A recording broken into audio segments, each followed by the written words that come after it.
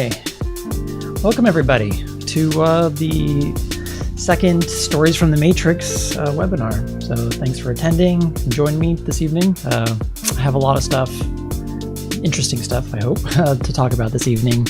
The main topic being Project Red Dog, which is associated with the most significant presently undiscovered artifact. And so I have a kind of a layout of how I want to go over this information tonight with you. The last one of these that I did went on for pretty long, almost 3 hours. I had a lot of work to cover. This one I attempted to make it a little bit shorter, but as I was kind of going through my notes and going through the remote viewing work, there's still quite a bit of work, quite a bit of stuff to go through. So if you can't stay for the whole thing, don't worry. It is being recorded. It will be up on YouTube. But the first part of this, I'm going to go over pretty basic about what remote viewing is, because there may be some people who watch this or even here that are in the webinar that aren't completely familiar with what remote viewing is. So I'm going to briefly touch that. After that, I'm going to go into the remote viewing project, which is Project Red Dog. And then I actually have a second project that I'm going to discuss after Red Dog that I believe is rather pertinent to that project. It's directly connected, I believe, to Red Dog, and it's something that is going to kind of pave the way for the next couple presentations I'm going to put together that are associated with Red Dog. So I don't want to kind of give that away yet. I'll kind of let it unfold, and you guys will see what I'm talking about once I get there, on why I think it's important. But so anyway, thanks for joining me. I guess I'll talk just real briefly about who I am if it's the first time this is only the second webinar I've hosted. So if you're new to the Technical Intuition or Stories from the Matrix, I'm Brett Stuart. I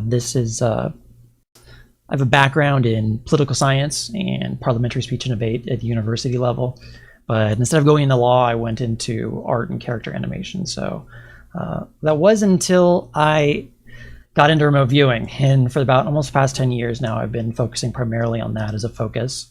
As far as my interests, personal interests, I run a consulting business on the side. I do some other stuff. I work for a couple businesses as well for client work that's remote viewing related. But just kind of this really short synopsis of how I got into this, because there's no school necessarily right now, at least, to get into remote viewing, as far as I know. I mean, there's definitely some, I suppose, psychic kind of schools you can go to that are classes. But for me, it really began when, in 2010, I had an experience that completely changed the way that I view reality. And it's funny because I think it's next week here in Phoenix, there is the International UFO Conference. And it's kind of funny. I wish I had known it was here earlier. I probably would have attended. But in 2010, I ended up seeing an incredibly massive triangle fly over my head in the San Francisco Bay Area. It was around 1 a.m. in the morning. I was out back. I was still working as an animator at the time. I hadn't really shifted. I was doing that professionally still. And for about, time basically stood still, but for about 7 to 10 seconds, first I saw it out of the corner of my eye. This absolutely massive triangle slowly started going over my head. And then after that, right after it went over the roof of the house, it took off in an instant, in a flash. And, I was standing there. I had no context for what I just witnessed. If I'd just seen a triangle, I probably would have left it at, okay, this is probably some military thing, or, it's just it's a strange airplane. But it's when it went from just past overhead to beyond the horizon in as fast as you could snap your fingers, that's when my whole frame on reality was shattered. And from there, that led me to remote viewing, because I had a lot of questions and I didn't have a lot of answers. And so a consciousness skill, and I did a whole bunch of stuff before remote viewing, like lucid dreaming, out of body projection, a number of other things that I tested and tried to see if they were real. But ultimately, once I got into remote viewing, I started seeing the feedback process of doing the work, and it was showing me time and time again that this was a real skill that could be taught. And ever since then, I was hooked, and I've been doing it ever since. So I ended up working with a number of the individuals. If anyone here is familiar with the Stargate program. I'm not really going to go into the history of the remote viewing program, just a real basic synopsis, brief synopsis on how it works. There's a lot of other YouTube videos and documentaries, a bunch of stuff on the Stargate program, which was when U.S. intelligence agencies funded the research for basically developing remote viewing. And I ended up, after doing it kind of on the side, I ended up working with a couple of those individuals that came out of that program. And so I learned from them. And then from there, I ended up writing a book about it. And also a couple people here, I'm sure, know me through the State of Reality website, which was where I collected a couple of remote viewing professionals, and we wrote articles about different projects, from the lunar wave to the next president to what else did we do? We did a lot of projects there.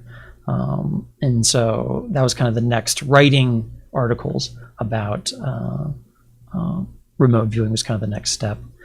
And then eventually the most recent thing, which I've been doing, is it started with Troika Group and then it's kind of evolved into Technical Intuition because Colin has moved on to other things.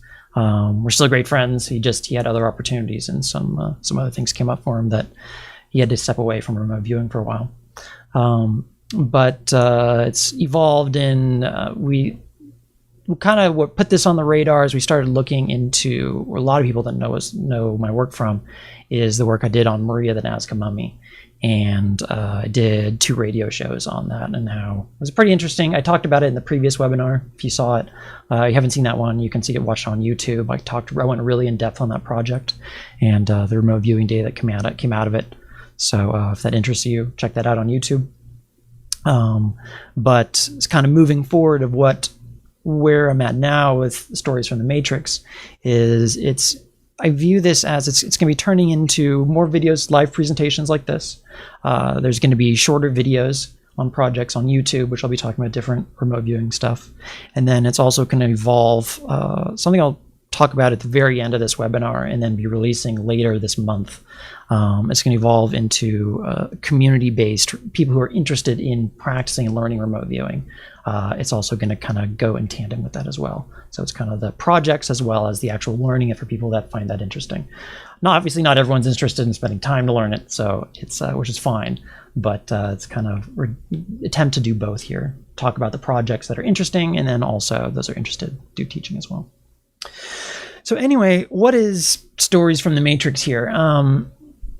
This is something, like I said, it's constantly evolving, but there's something that I feel is kind of important to talk about that has come up with a number of discussions I had with people over the past month.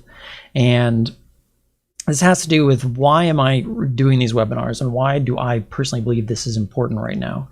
And I think that the topics involved, as far as the most significant presently undiscovered artifact, which is Red Dog, as well as the one I'm going to talk about afterwards. And I have about 5 lined up. I won't tell you about the one at the end of tonight, but the other ones lined up right now are what's going on in Antarctica.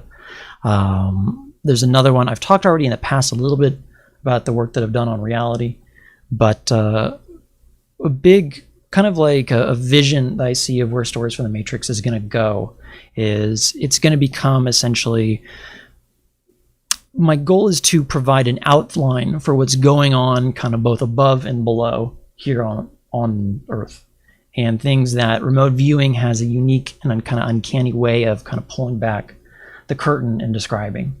And so who players are, what different agencies are involved, what's going on in different places that we only hear about through an occasional whistleblower.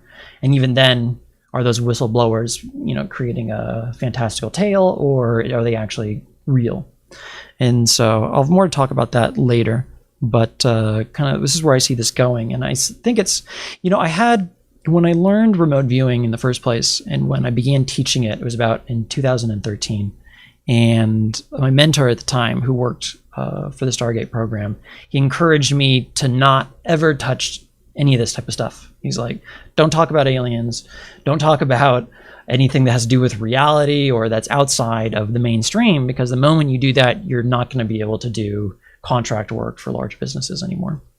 And the thing is kind of as time has evolved, time has gone on, not necessarily evolved, but I decided that really didn't resonate with me.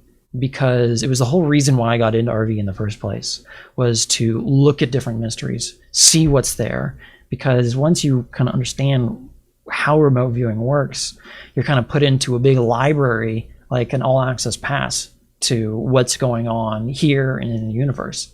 And so to not talk about that when I'm really passionate about it, when it excites me, it's what keeps me continually running projects in remote viewing, just didn't make sense. And maybe if it's is it continuing to work in Silicon Valley or something like that, that would make sense. But instead I decided to kind of pursue this particular passion of sharing stories about the remote viewing stuff that I find interesting about what's going on here. And then ultimately I think it's also, there's a lot of, not all, but I think that there's a lot of material that's come out about what's going on right now from remote viewers and others. And essentially there's, I'm sorry if there's a little distortion in audio. Sometimes Zoom kind of messes up a little bit like that. But there's something that goes on with releasing this kind of information as far as from remote viewing to whistleblowers. And that's that it kind of leaves people, it's a sense of fear-mongering in a sense. And there's been a lot of that for remote viewing. So my goal with this project, for Project Red Dog and a lot of the other ones, is that it doesn't kind of leave it in that state, okay, here's something that's really kind of spooky or something that's, to worry about. It's like, well, what can we do about it? And that's kind of the way that I approach this type of stuff. So when I get to the Project Red Dog, that's where I'll kind of share a couple of my thoughts on that. So from there, moving forward, I've already gone over the map, a little bit about myself, and then where I see stories from the Matrix going. I'm just going to briefly go over what remote viewing is for anyone who is not familiar with it, and then jump into the project of Project Red Dog. So let me swap my screen over here.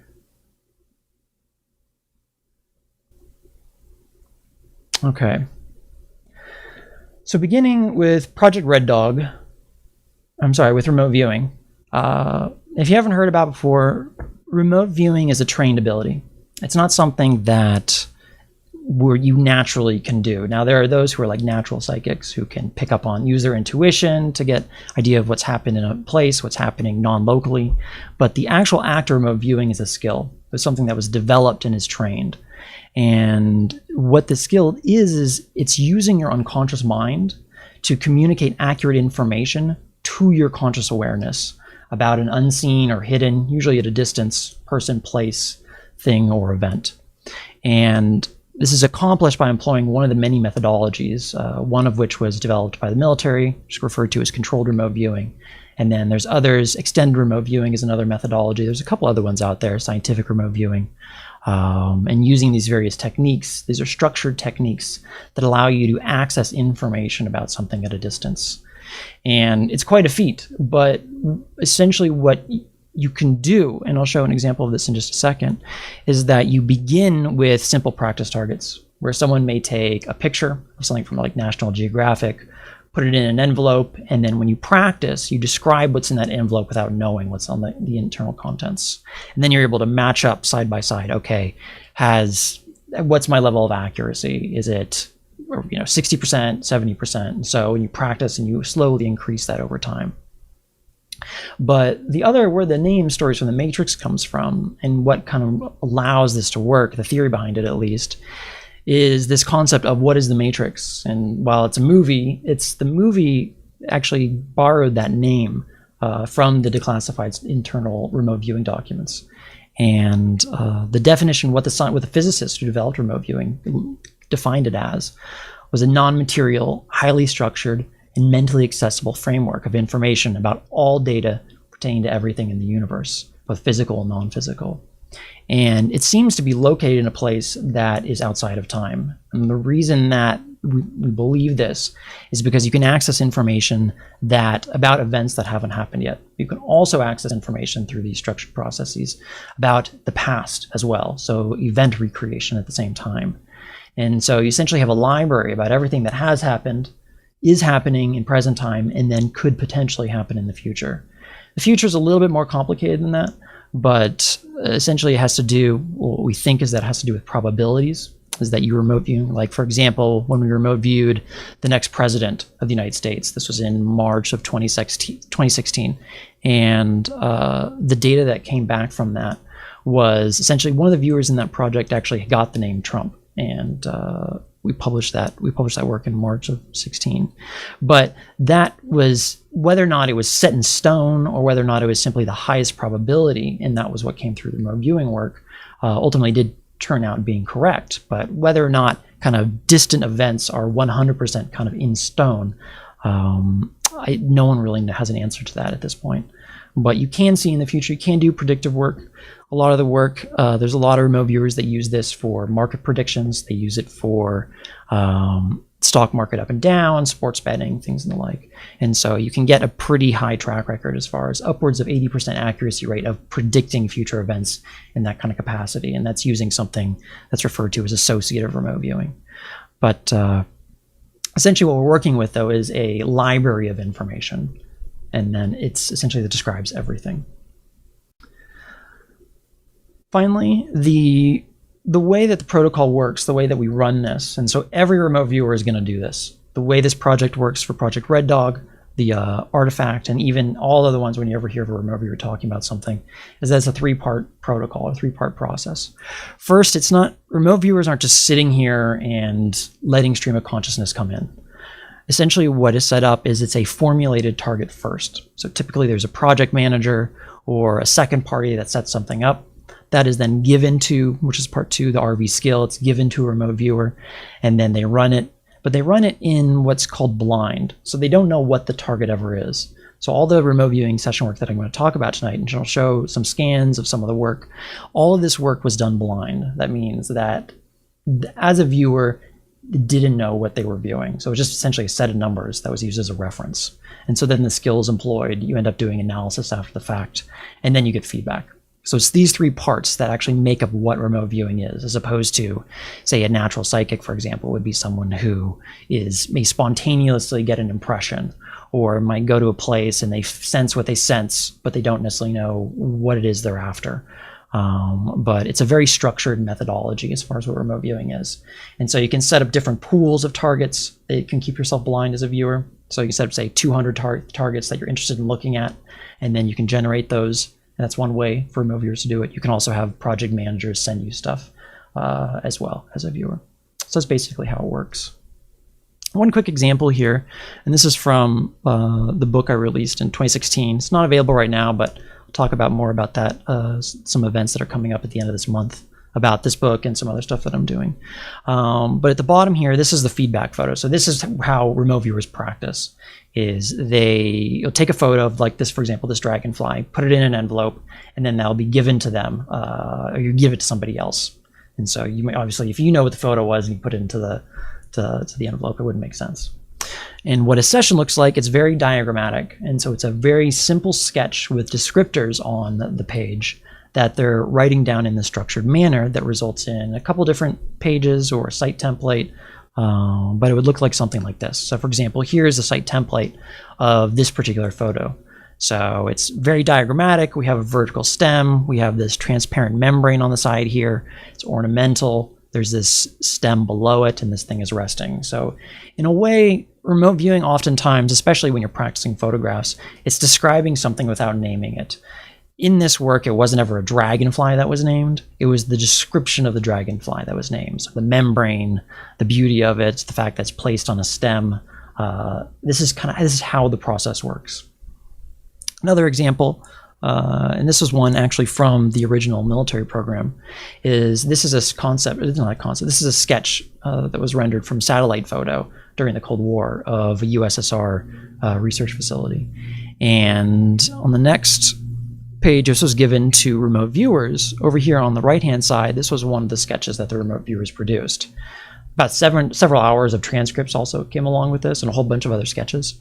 But this just shows the type of accuracy, the side-by-side comparison that you can achieve by practicing this specific methodology. So it can get very specific, but oftentimes it's very simple, basic drawings, diagrammatic representations with high-level concepts and descriptors associated with them. So from there, that should give you kind of an overall understanding of what remote viewing is and how it works. After that, really there's a lot of different ways you can use the skill. You can use it in a way that looks at different things like unknowns, but you can also use it in your life, from in your business to optimum trajectories, a whole bunch of other stuff. So there's a lot of different ways you can use the tool. But for tonight's topic, for Stories from the Matrix, what I'll be discussing is Red Dog, which is the most significant presently undiscovered artifact. And this was a project that I began in 2013. And this was right after I learned the advanced remote viewing techniques. And I was really interested in running a large group project between a number of intermediate and advanced viewers to see how far you take the skill, to see what we could do with it. Because there's a couple of methods to where you can really get very detailed sketches about sites and different targets. So in this case, the artifact. But there's also some more experimental ones where you can locate objects on a map by using geographical coordinates. So my idea behind this project was, well, let's see if we can get really, really detailed information about some object, an artifact, and then secondarily use the skill and see if we can actually find it and go put feet on the ground, get it, and bring it back. Maybe it's something that belongs in the Smithsonian. And I was a little naive, I suppose, I was expecting something, I wanted something that was newsworthy to bring attention to remote viewing, to bring more people, say, hey, this is a real phenomenon. But, what I was envisioning going into the project was that it might be something that you could bring back, it was like a vase or something. I don't know. It's something that was maybe not too large. I suppose the be careful what you wish for, because you just might get it, applies here. Because what came back out of this project was not something that would readily be relocated to somewhere else. Where it pointed to was a location, and then the artifact was kind of affixed in that location. So from this started in 2013. The original team size was about 7 viewers. All the viewers were obviously blind, and all of the work that's going to be shown tonight was executed by blind tasking protocols. So, but the original work, this work spans over 2 years of off and on. It's not straight because you have to take breaks in between these projects, but over the course of about 2 years. 2 years was about when the last project, the last queue was run to look at this from a specific angle. And so from here, though, before I get into some of the data, something popped up. I mentioned this on Facebook. Something popped up on the first relating to Project Red Dog. And this is one of the viewers who was responsible for some of the work on Red Dog sent a cease and desist letter after I posted this webinar to talk about these project findings, and which really caught me by surprise because I'd worked for a while with this individual a number of years ago. We kind of ended things on good terms. He went his way, I went my own way, working on other projects. And then out of the blue on the first, he said he believes that he owns the intellectual property of this specific topic. And that any kind of disclosure or release of this information that was essentially run through this project, he threatened legal action from this. And, I'm not going to really go into names about who sent this, but I received a very official email, which I had to essentially bring to my attorney and say, okay, is there merit to this or is there not merit to this? And essentially he's like, you've really nothing to worry about, because essentially what we presented here was actually the last time we spoke about this particular topic. Everyone associated with the project, this was in 2016, was when we spoke last. Everyone that was part of this project. I was about to do a number of radio interviews on Project Red Dog, and everyone was in agreement that this was perfectly fine. And so, not to mention that what I'm going to be showing tonight is my remote viewing work. I'm not showing anyone else's specific remote viewing work, even though a lot of the way the remote viewing works in general is that you have multiple viewers and all the viewers are coming back with the same data, the same concepts. And so this is what we refer to as corroborating information. So for example, in that dragonfly photograph, if I were to run it and then somewhere else were to run it, we should both come back with dragonfly drawings, because if not, they don't corroborate. Now, it's a little more simple because you actually have a photo feedback. But when you don't have a photographic feedback, you simply have a cue that you're being told, okay, this is what the target is that you looked at. You need corroboration between viewers to know whether or not, okay, am I off in La La Land, or do we have something tangible, something solid here? And so he believed that this project was his because he ran work on some of this project, and which I completely disagree. And I believe that, with stories from the Matrix, with kind of the content I'm producing, that this is probably the project I spent the most personal remote viewing time invested on. And it's really been a crux of a lot of the different, it's kind of a foundation point to jump off into a lot of the other projects that I've worked on since then. And so I believe that there's a lot of people who may find this interesting. And, I'm not going to let legal threats kind of prevent me from moving forward and sharing this information. So I do have, though, two kind of hypotheses on why I think this is happening now, though. Because, and I'll talk just real briefly about this before I go into the work, but I think it's important. I have an anecdote that you might find interesting. But the first is that I think that what's associated with Red Dog, it is going to be coming along. It does tie into a lot of stuff that's going on in Antarctica. It has a lot of stuff that is being talked about in various disclosure groups. And I'm not surprised, I suppose, that I would get some type of pushback to even just talk about this project publicly.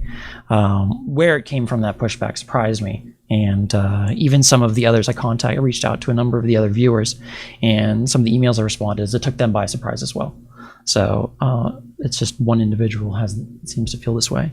But the second is that there's a concept in psychology, it's called emotional hijack. And I've talked about a number of people about this over the past couple of weeks.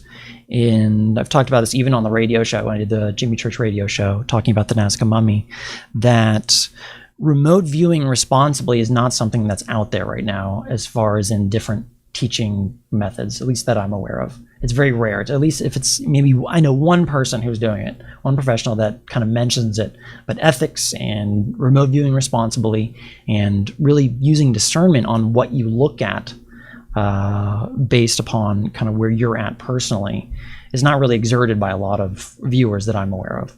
That's not really a topic of discussion. And it's my belief that from my own experiences and speaking with a number of other professional remote viewers who have direct experience with this, that when you jump into, let's say, the void or the matrix, and you put your nose in places that are not simple, you're not looking at yesterday's lunch, or you're not looking at even just like a presidential election, let's say ancient artifacts, things that are non-terrestrial, things that are very unique, let's say, types of life forms. There's something that occurs in remote viewing where what you're looking at has an ability to look back. And it's happened a couple times to me. And I personally believe that if you engage in this type of activity repeatedly, and you have kind of this belief that you're invulnerable to being affected by it, that there's a potential for hijack to occur. And I'm going to give you just one brief example. This is a story that, well, I've only shared with a couple people, but it's something that I kind of want to bring a little bit more light on because it's a project which I'll be talking about in the future. I won't go into the details of the project. Suffice it to say that I ended up 2 years ago looking at something that was referred to as a higher dimensional being that's being widely talked about in various whistleblower communities on the secret space program. And after running a project of looking at this thing, it turned out it was a real life form. For 2 weeks after that, there were a number of instances and occurrences that were happening in my life directly from white orbs flashing through my room, where I was physically seeing things fly through my room, to what I refer to as just out of sight dark spheres, where you can see them move and they move just outside your peripheral vision, to when I was going to sleep, as I would wake up on my side and there'd be like a really heavy feeling attached to my back where I couldn't move, to the final thing. This was kind of like where I ended up stopped remote viewing for a period of time after this. But there was an individual that at the time I used to take a number of walks back and forth to the beach before I'd sit down to do a remote viewing session. And on one of these, an individual was standing right there on the path. And as soon as I saw him, I had massive goosebumps go right up the back of my spine. And part of me told me that, okay, I should turn around, but don't do it because you don't want to let this individual know that you do know something's amiss with this. So I kept walking, and kind of long story short, I was able to, he tried to interact with me. I didn't really engage him. I kept down the path, and when I turned around, he was standing there with both of his arms at his side, looking at me kind of with like this dead face, like looking straight at me.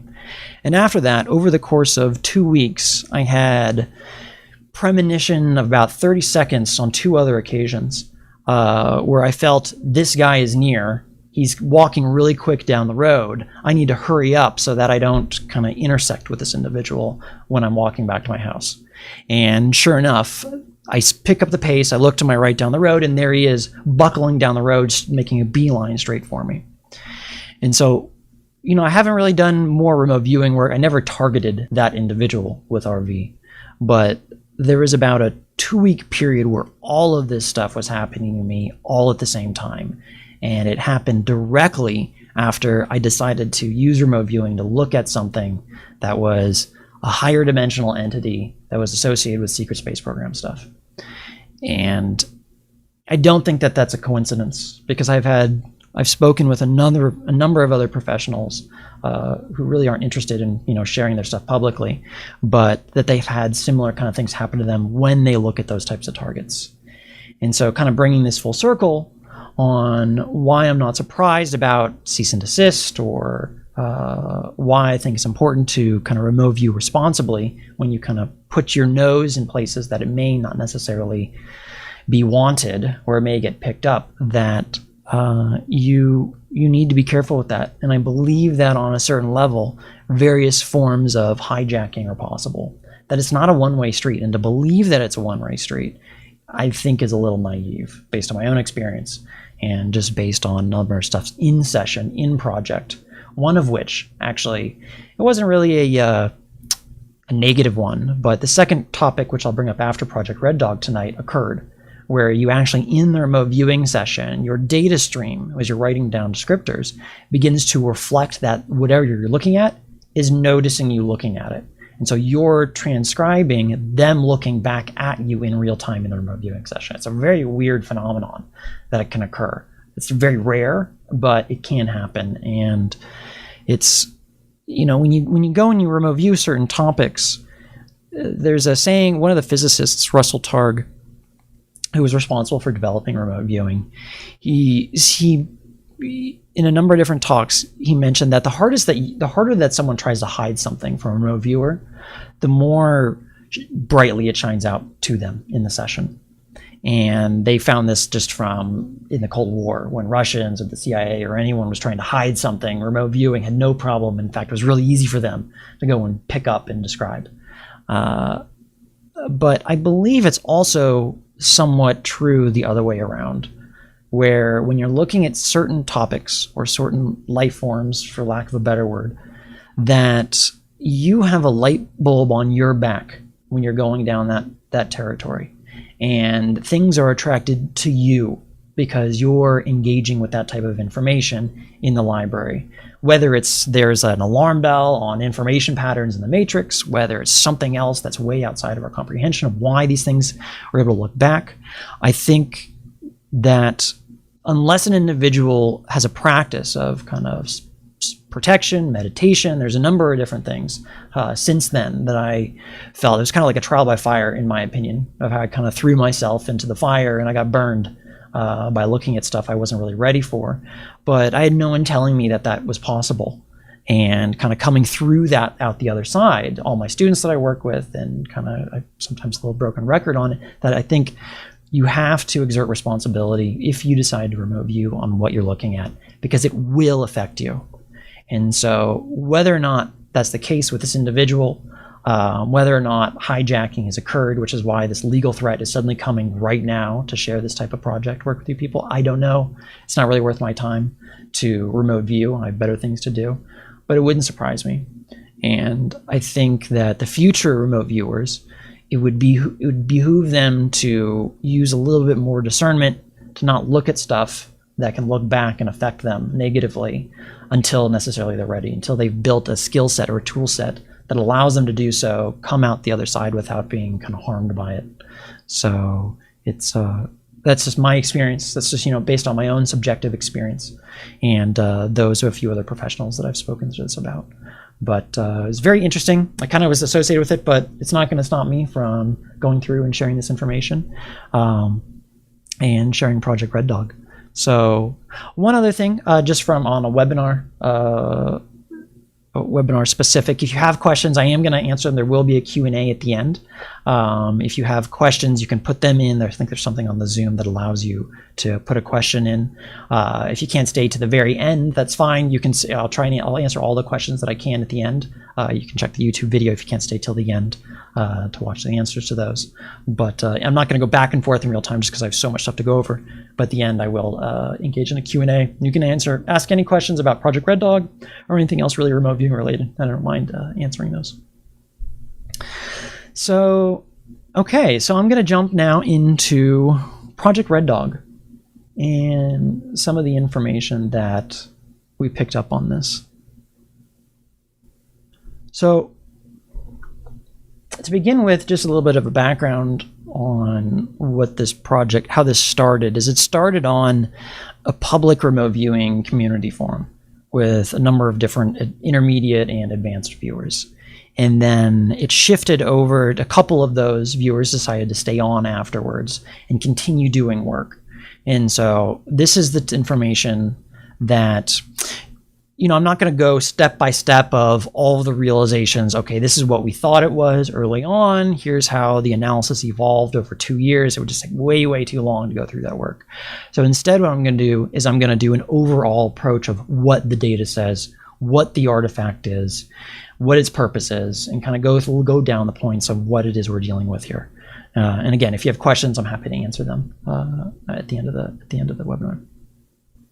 So to begin here, this is a concept sketch of the data that's associated with the work. And first thing when you're describing a remote viewing target is that when you're writing summaries or when you're just describing what's going on, is that a viewer is tasked with describing what is around whatever the target is. So in this case, it was the artifact. And we use that superlative. It's the most significant artifact. So what this is pointing to, it's whatever our unconscious deems is the most important. There's only one of those it's going to go to. And we narrow that down to just North America, just because kind of wanted to go and grab it and bring it back. Maybe something that we could do. Doing that the whole world would be a little bit more difficult, maybe to the bottom of the ocean if we did that. So we were hoping it was somewhere in North America, and it ended up somewhere on land. But the site, what is around here, this is just an artistic representation of what the data shows.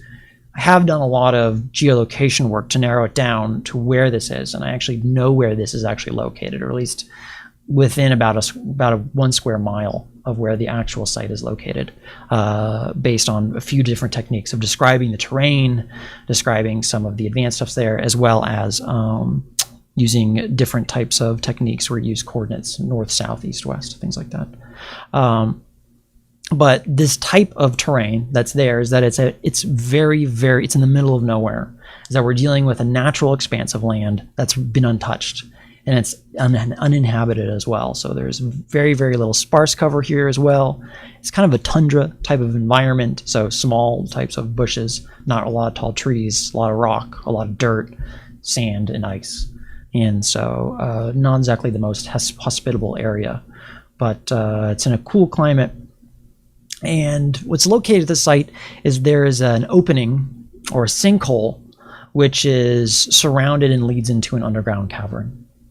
And there's actually, believe it or not, a trailhead, because there are backpackers that go fairly close to this area that exists nearby. And you can actually, and where this leads into, where this cavern leads into, there's a couple of things that have been left out here that we know about what is actually here geographically, just because they'd be a little bit too specific for what I feel like releasing right now. But this cavern, it specifically is obscured, and it was done in a way to essentially hide the entrance. And the way that this entrance was hidden is not just with a bunch of overgrown bushes. That it seems that this particular artifact, based on the era that it was created, its origin, who made it, is that they had an ability to hide this in a way that even if you were standing up right up next to this surface where this cavern entrance exists, you would not be able to walk. You would not even know to walk through it. So whether that's holographic technology or something that's a mirage, or it interacts with the individual's consciousness in some way and just tells them there's nothing here, and so they move on. That I'm not really sure, but essentially it's something that's hidden. There is an opening there, but it's been hidden since essentially it was abandoned. But what exists here is, in this underground area, is a massive cavern complex, and in the cavern here's another artistic rendering that we had done, is there's a number of pyramids in this underground complex. And there's a reason why, which I'll get to in a little bit here, why that this was constructed in a cavern. But this was created a long time ago, and from a number of different sources, some of the work, some through others. Where we place this time is something that's a little bit difficult to do with remote viewing, as far as like how far in the future or how far in the past. The best we can really do is like, well, what's the nearest event or the nearest thing that we can describe that we know about in time. But even that, if it was 100,000 years ago, the nearest in recorded history is a couple thousand years, so it doesn't really help us. But our best guess of the era of when this complex was created was, well, I use the term loosely because whether or not it's actually them, I don't know. But it resembles, and I've been told by others who've looked at this with other techniques, that this is Atlantean. That this is in an era where a lot of pyramids were built, and that whole civilization is essentially gone. And so this is in a specific place on the planet where this cavern for this type of artifact to operate. And but it requires the pyramid to be built in a certain way, and it requires what is located inside the pyramid to be put in a specific place for it to operate correctly.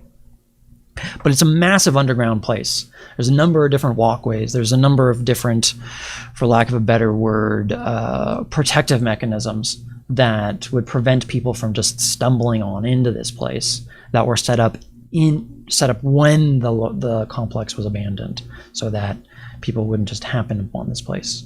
A lot of it, though, the structures itself, because it's been there for such a long period of time, a lot of it's collapsed. A lot of the cave is collapsed, a lot of the structures collapsed, but it does appear that it would be possible in present time, based on the remote viewing work that we've done, to go all the way in and reach the artifact. Minus a couple things, which I'll talk about here. The type of mechanisms that prevent people from doing so. We ran a lot of we refer to these as queues, and so these are follow-on queues so we ran the basic, what is the artifact, which I'll describe in a second, but our follow-on work was, what are the threats that if we were, because the goal was to go there, put feet on the ground and visit the place. If we're to go there, what do we need to be worried about? And so a lot of the information that came back that gave us the parallax to understand what's going on, where things are located, is we looked at threats, as we looked at what's the natural threat, whether maybe it's a slippery floor, maybe it's something else. What's the most significant man-made threat? What's my most significant threat to me if I were to go there? And all those types of work, those projects, gave us information about how things were oriented, and essentially why it's been undiscovered for so long. And it's because it's been hidden. And in fact, even if someone got through that outside area of where that holographic kind of facade exists, that they would be unable well, at least we assume they'd be unable to move forward because there's certain safeguards in place that unless you're a certain type of person and you have a certain type of, for lack of a better word, intention of why you're going to the site, you would not be able to pass through. And in fact, it results in a rather unpleasant end for you in some areas. So there's a lot of specific threats in this area that, if you weren't aware about, could very easily be the end of you. So, but what's located inside of this pyramid? Because that's what that's ultimately where the work pointed, where the work was pointing as far as what the target was. And it was not the pyramid itself. It was not the location itself. It was an object that was created. It was referred to it as man-made creation. So, but man-made sometimes in remote viewing work can point to things that are non-terrestrial, simply because, well, what's a human being here and a human being that's maybe not born here, but that are still similar? Man in general made it. So, our best description is that men made this, but when they made this was quite some time ago. But the artifact itself, if you were to visualize it, and I'll go into the next sketch here.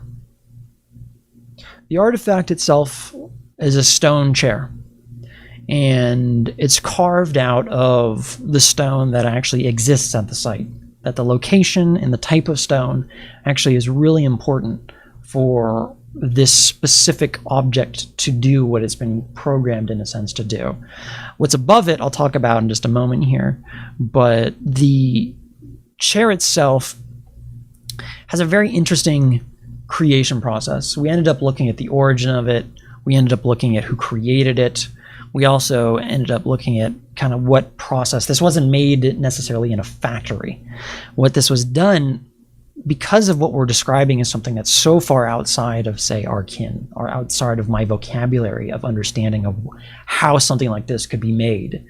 The best thing and the only thing I'm really left with is metaphor. Is that, like, it reminds me of this, or it reminds me of something that one time when I saw this experience.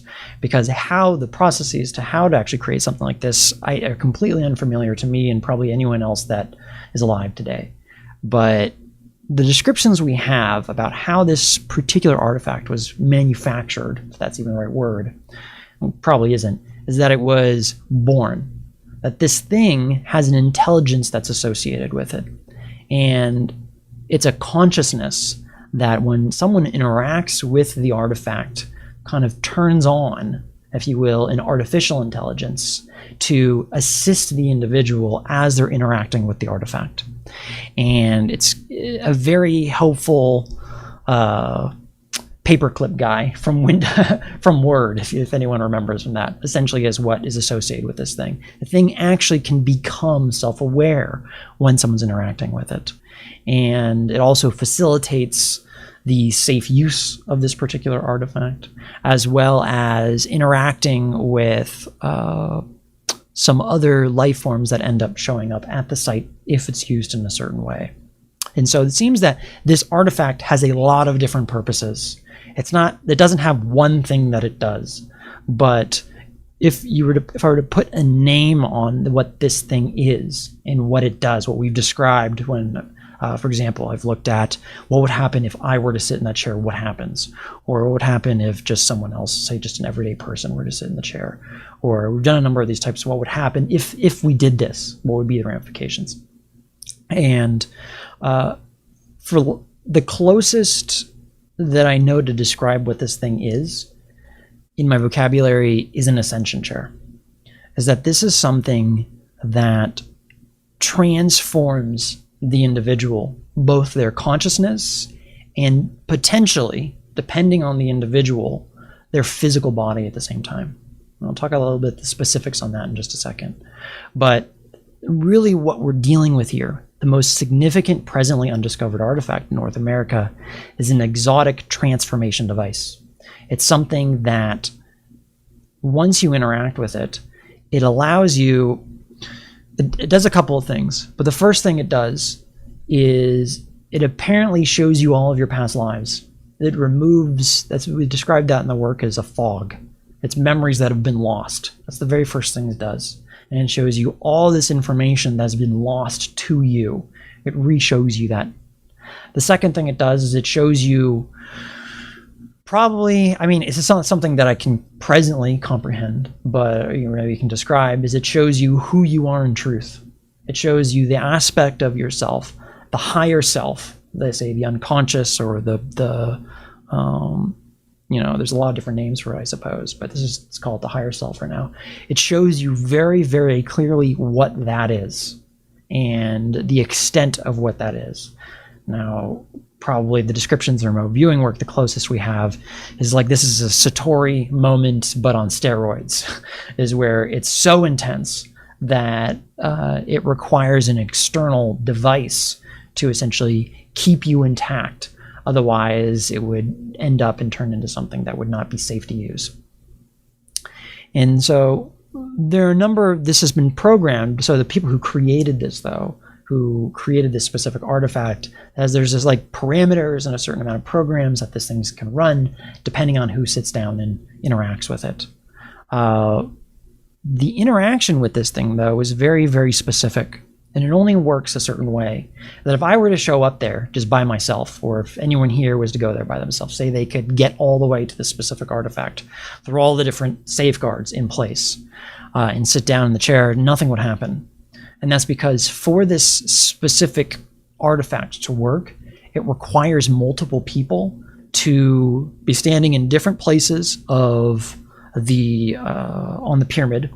We describe them kind of as like box seats that allow people up above to look down at where the individual is sitting before essentially the thing turns on. But it also requires, I don't know if it's intention, but we describe a lot in the work, and especially in some of the work that I did, that it required an intense amount of love being generated by people around, being directed at the individual sitting at the seat. That energy is what was really required to not only for the thing to work, but for anyone to sit in the chair to be able to actually make it through the experience. Because the experience, just the visual aspect of the experience, when you sit down, what happens is a whole bunch of what we described as sprites start zooming around the room when you're sitting in the chair. And then you start to hallucinate. And you begin to see images, hear voices, a lot of stuff where you sit back, you have a very unique movie theater you're sitting in, for one, and where all of this information about past lives, about your higher self, about reality, I'm sure a whole lot more that I can't even comprehend, is starting to be streamed into your consciousness. But it's very, very difficult, because some of the metaphors we used of what it's like is, if you were to sit, it's like someone, if you're sitting in that chair, someone was to take a shotgun and put that right up next to your ear and repeatedly pull that, not at you, but just past your ear. The sound of it, the reverberation of the sound would be so intense. That's the closest analogy that my unconscious had to be able to describe what goes on when this thing is turned on and is being operated. So it's incredibly loud, it's incredibly intense, and then also the emotions that are present are also incredibly intense, because it's showing you things that completely fracture and change the way that you probably couldn't look at reality the same again if that's all you decide to do, is just to go through the experience of sitting and interacting with the artifact, looking at this past life information, looking at who this higher self version of you is, having a better understanding of it. But there's one other thing that also can occur, and it seems that the artifact itself, one of the reasons why it has an aptitude to become conscious, it's an artificial type of intelligence, is that it's responsible for certain individuals, depending on their nature, depending on their intention, depending on a number of different factors, that if they sit in that chair, they're given it's referred to in the remote viewing work, an opportunity. They're given a choice to where there's another function of the whole underground area that transforms and changes the individual into something else, biologically in physical reality. And it does it in a way that completely changes.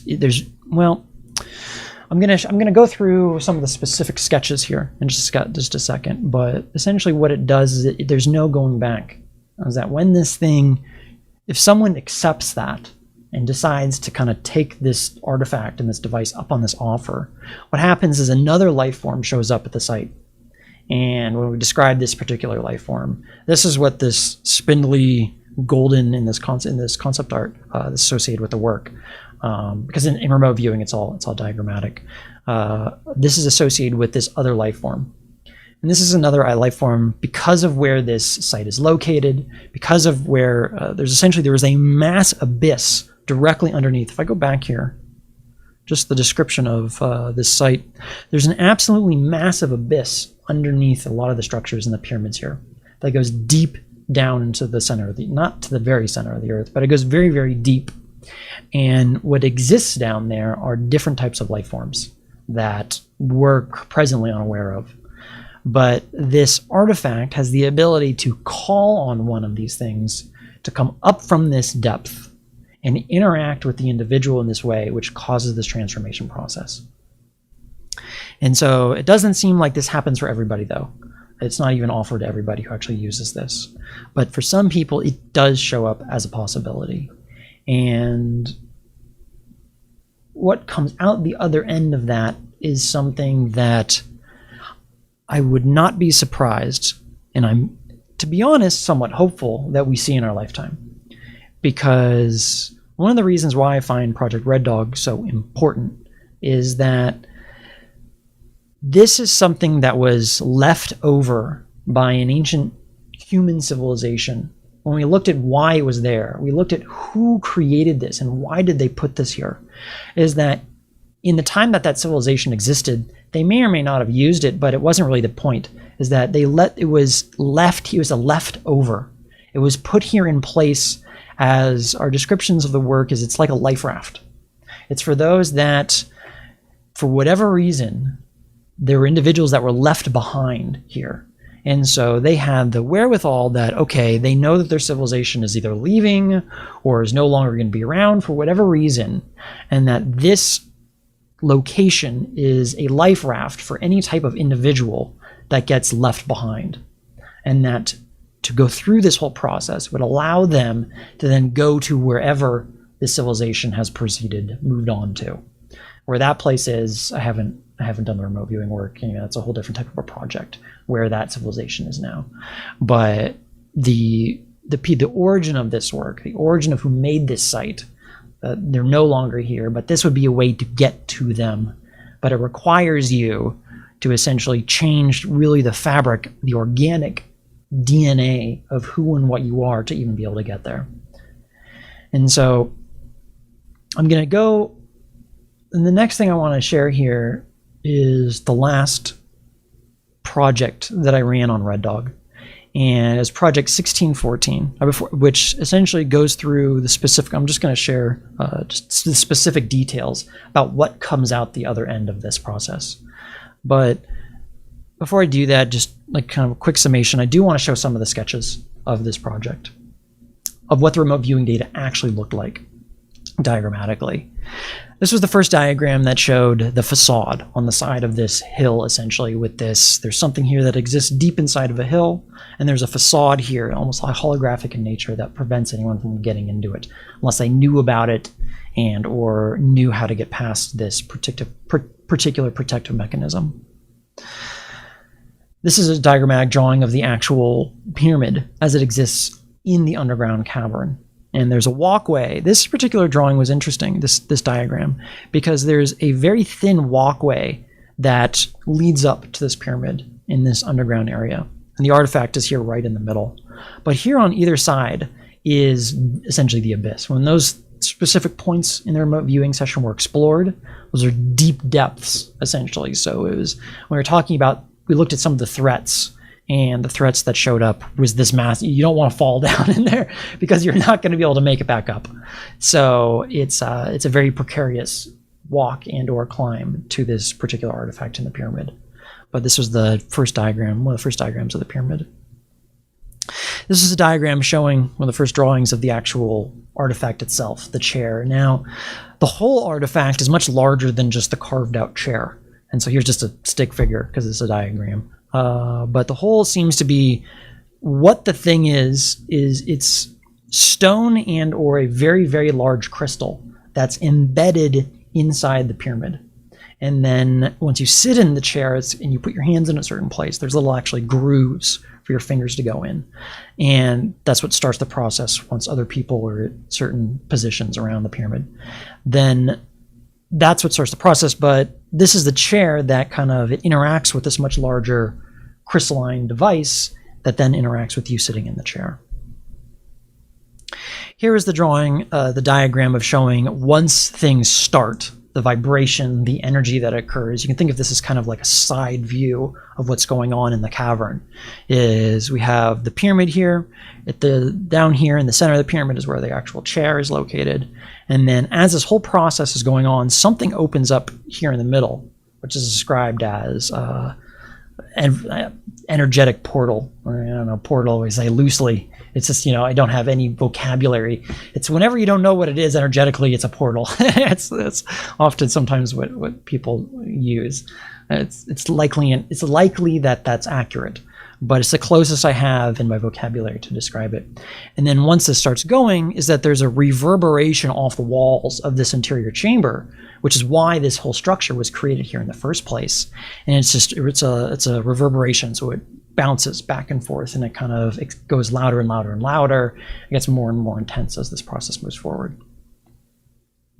Finally, here is the first sketch of what happens once the process has begun, and you begin to see these visions of memory recall, and you begin to see faces, past life versions of yourself. You basically have right out in front of you this big movie that's played, and about human history, about yourself, and about who you are at a higher level. And finally, there's this very, very interesting life form that can show up, depending on the individual, if they sit in this seat, from this incredible depth underneath the site. And when we drew this thing, at first we had no idea what this was, because we were describing, okay, it was very straightforward. We have a seat that was carved into rock. Okay, fine. We have some interesting energetics that are going on here, and someone's hallucinating, or it seems like they are, and they're having all these visions. Okay, still kind of straightforward within kind of my understanding, my frame of reference. What was showing up in the work, in multiple sessions work, was this idea of a fiery tendril or a flame. And we trace what we trace this back to is first, okay, is this whole place getting on fire? That doesn't make sense. And it wasn't. We trace it back through a lot of work, is that it pointed back to this specific life form. This isn't a life form that walks around like you and I. This is not a human life form. This is something that, if we were to match it to anything, it would look like a squid. It would look like it has a lot of tendrils, a squid or a jellyfish, something like that. And this thing comes from deep within the earth and rises all the way to the top, right above the individual. And so there's a lot of these tendrils, and it seems to be that there's a couple purposes for this aspect. Number one is that these long tendrils end up wrapping around the individual in a way because they're no longer present. They're no longer there in their body. They're having this experience in their consciousness, these visions, this movie that's playing. But so this thing shows up and it wraps around the individual to keep them from harming themselves. So moving or thrashing violently. That seems to be the first purpose of this thing. Second purpose of this thing is that should the individual be able to make a choice to move forward to this transformation process, this ascension chair, if you will, process that changes their DNA. This is the thing, there's something about the biology of this life form that once it interacts with human biology, changes it irreversibly. And it was very interesting in some of the data that was coming out, is because we were describing this fiery tendril that's like a somewhat drawn here diagrammatically, that ends up going down the throat into the digestive tract of the individual and releasing this liquid, this fluid into their body. And essentially that acts as a catalyst, which then starts the whole transformation, the genetic changing process.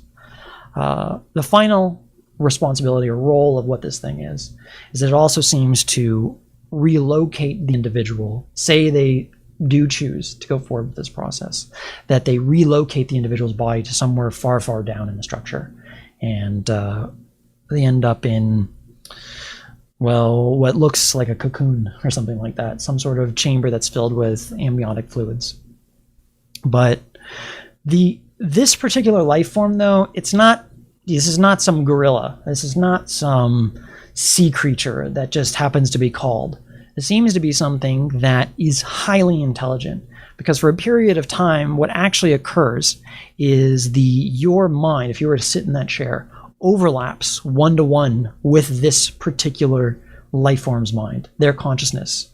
It's like you merge for a very short period of time, and you experience what it's like to be them, to think like them, and to have their experiences temporarily.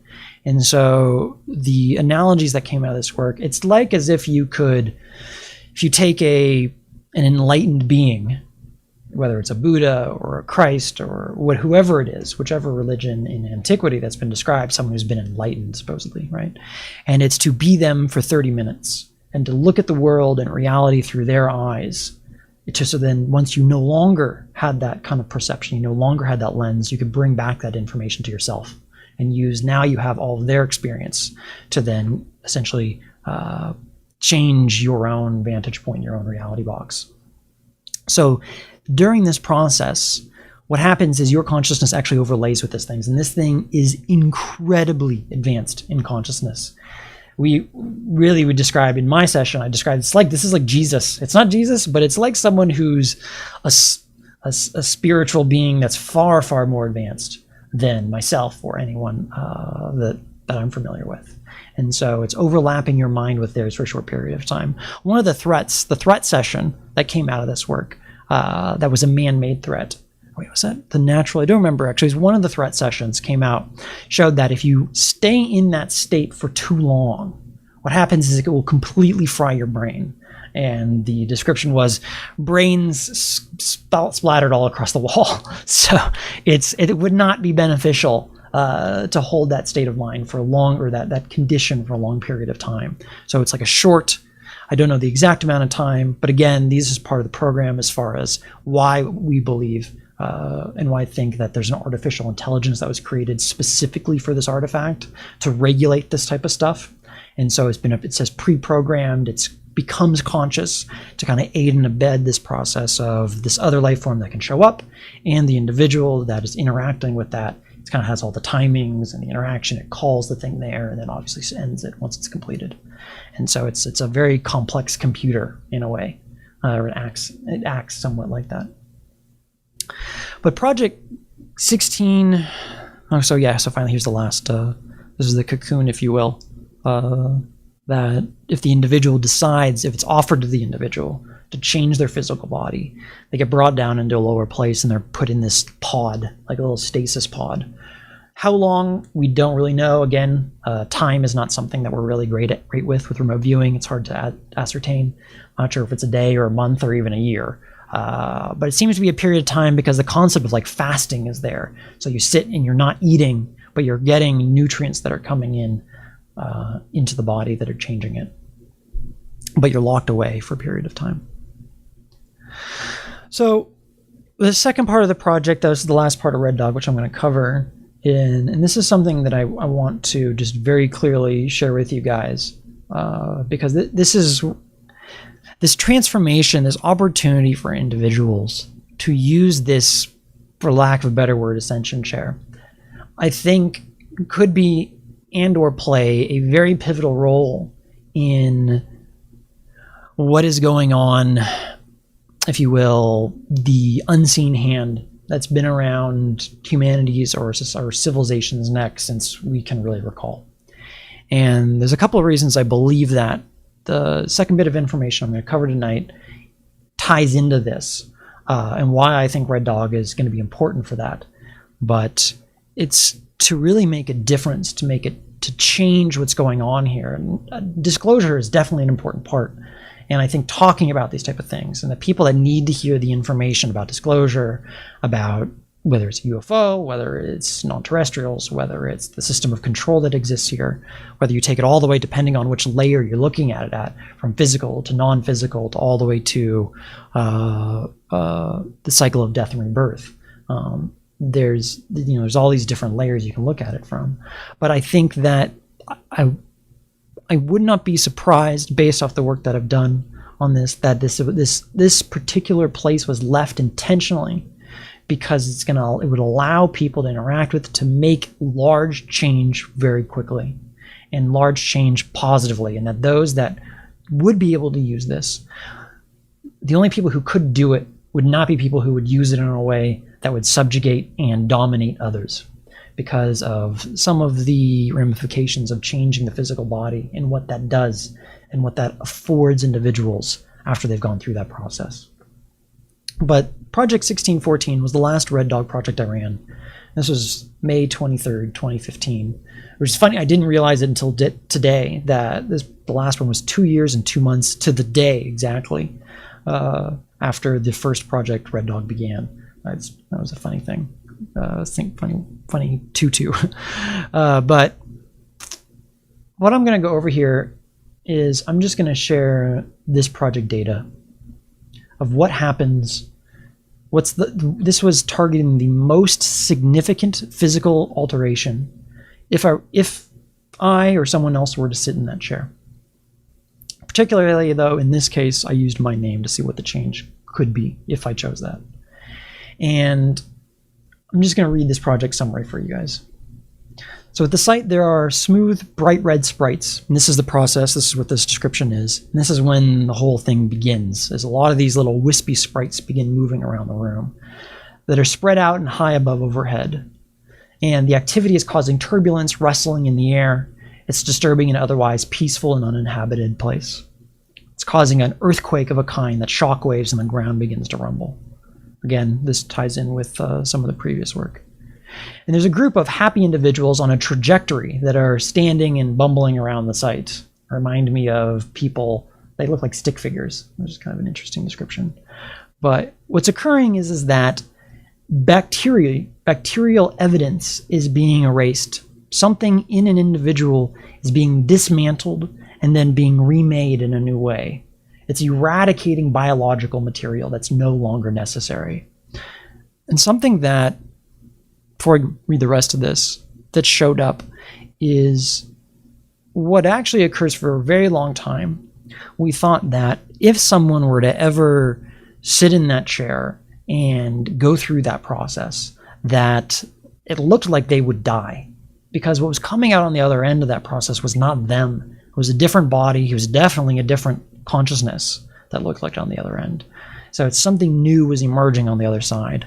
We ended up running one project that was my greatest false belief about this particular project.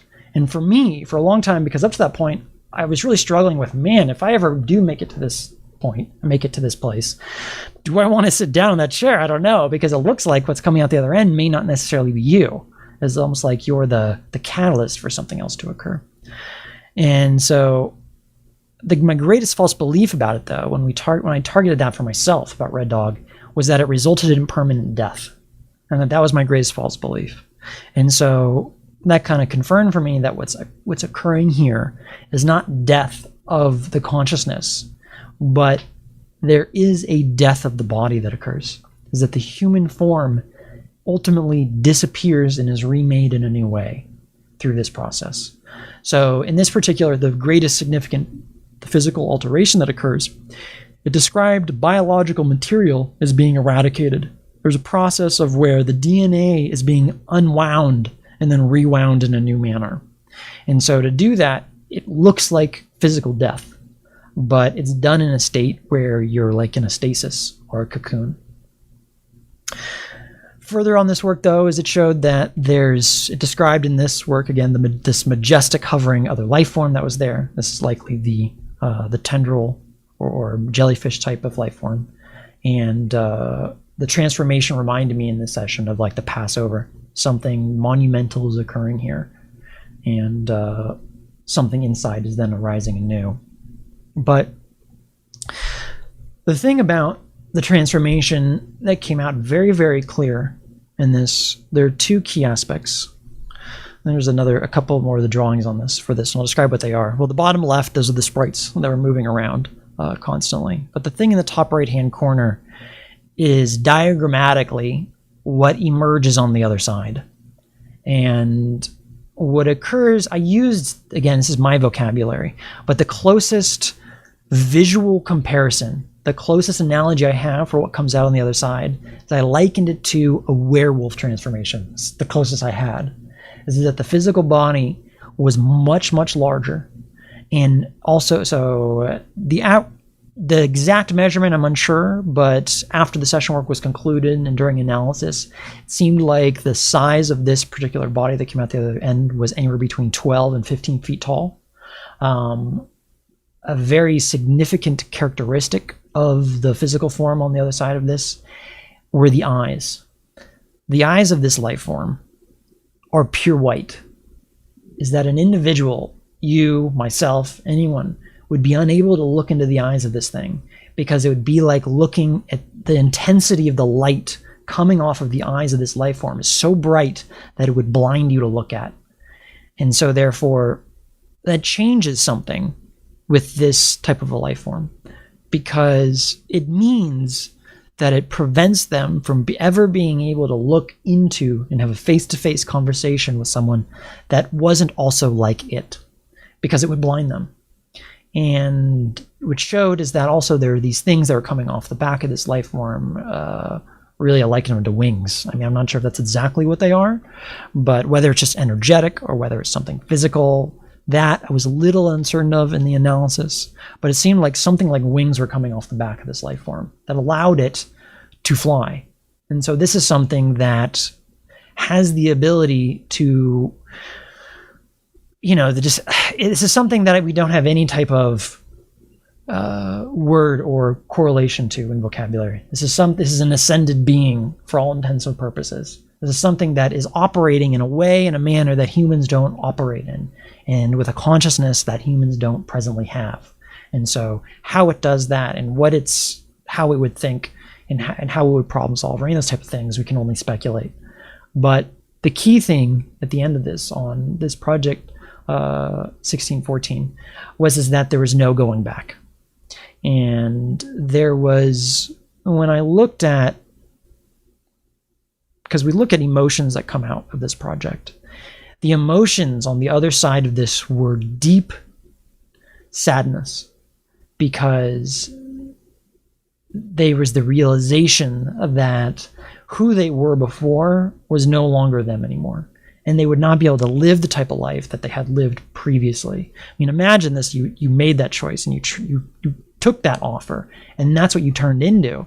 You no longer would be like, I no longer would be Brett if that actually occurred, or whoever you are. You'd be something completely different, and you'd no longer be able to operate or communicate or even interact in the way that humans interact. It'd be something far, far different.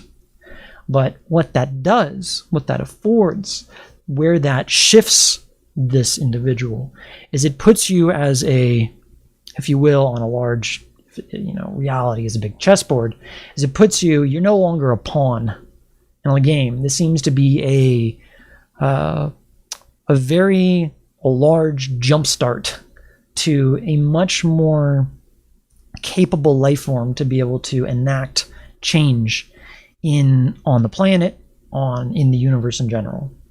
And so, which is why at the end of the day, when I describe what this artifact is and what it does, and what this looks like, is it looks like an ascension chair.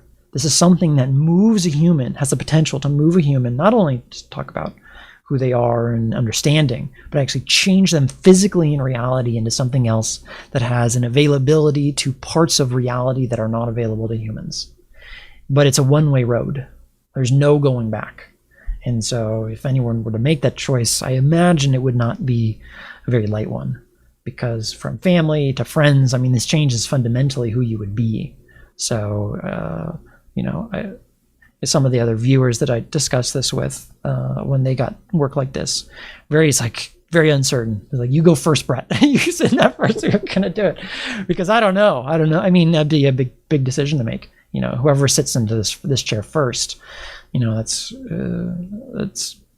I don't know. We'll see what happens if that ever occurs in our lifetime. But so essentially, that's the other end. That's what comes out. This is a being that's operating at a different level of consciousness in physical reality. It's not something that's now on a different plane of existence. This isn't transcending. Maybe it can operate on multiple planes, but it specifically did show physical body here on the other end. But it's able to operate in a way that's far, far out surpasses probably what we can even conceive of. So the second part, and this won't take too long to go through because this is about 2 hours so far for the webinar. But one of the things that I want to talk about here to conclude with Project Red Dog, with the artifact, is why I believe it's important. And a lot of the project work that I'll be sharing over the next couple months is going to be related to Red Dog in the sense that it is going to paint a picture of who the actors, what agencies are responsible for what's been going on here for the past, since the beginning of recorded civilization, and why it's being done. And this one, I'm going to go into, I probably won't go all through it tonight, but I do want to kind of give a little teaser on this one because it's directly related to Red Dog in two ways. But there's a Project PT51, was just the name, the handle that we gave it at the time. And this is what we refer to as a topical search on moksha. And moksha is a Sanskrit word. And it refers to emancipation, liberation, and release from samsara, which is the cycle of death and rebirth. And how that occurs. How does moksha occur? And this was we had no idea what it meant or what it was associated with when this came out. And so obviously all the remote viewing work was done blind. And what came out of this project showed two very specific things. It showed, number one, that what's been going on presently here is that reincarnation or lives, because this shows up in Red Dog, is that when you sit down in that chair, all of these memories that you've forgotten about essentially are shown to you. But becoming free from this cycle is seeing all of these lives again.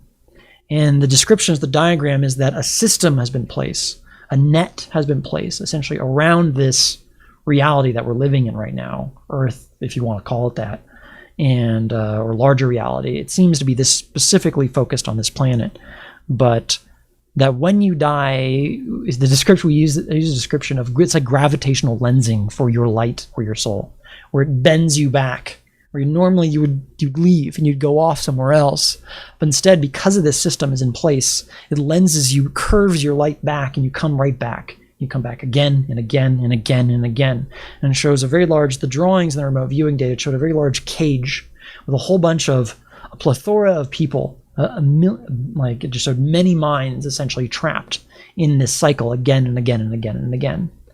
And for context of how to get free, the big first part of that was becoming aware of what these past lives are. But as context of the why, we looked a lot at, and probably I'll do a YouTube video showing the exact remote viewing data for this, so I can get to the question and answer tonight. But the why is that this particular type of system of control, of sending people back again and again and then forgetting who they were, of souls, is that one, it fractures their soul again and again and again because they keep having all these different personalities that are constantly being remade over and over and over again. But that process feeds into a much larger system, that it's energetically being fed back up a supply chain to somewhere way, way off in the distance, whether that's in the universe or dimensions, I couldn't tell you. But diagrammatically, it shows a chain between different, there's there's a symbol for Earth, and it's referred to as the chevron within a circle on top of it, which refers to Earth. And it shows the diagram. It shows all these lines, which referred to as a supply line, and all energy, like all roads, if you will, leading back to Rome. In this case, all this energy goes back to one place. And these supply lines, though, are being fed for conquest, as that there's an outward expansion from one place in the universe that is going outwards to then feed energy back to it.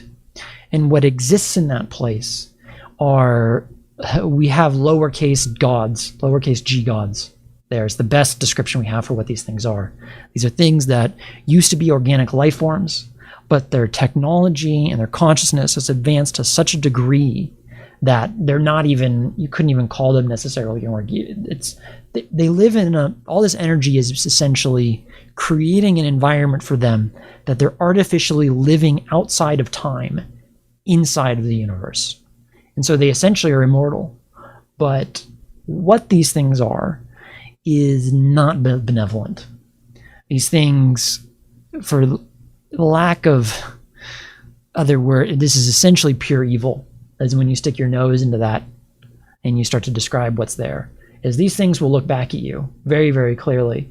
But when these things look back at you in a remote viewing session, they don't even care, because they look at you as such, you think of like a gorilla and a gnat. This thing is a gorilla, it sees the gnat, it's like, what a small mind. And that's the data point that comes back when you get the data streaming through in a remote viewing session of your remote viewing them looking back at you. What you'll get is you'll see them noticing you and then going, what a little mind. And then that's really it. Like, it's just no concern at all. Like, what a joke. But these are things, that's what is a key integral part of why a system of control, where this unseen hand originates from, is that it all leads back. And so all of these different groups that are here, that, there's a lot of information in the disclosure community and the whistleblowers that talk about the type of beings that are here and what they're doing, is that the bigger purpose behind them, it's like how many layers do you want to go back? With remote viewing, you can go all the way back.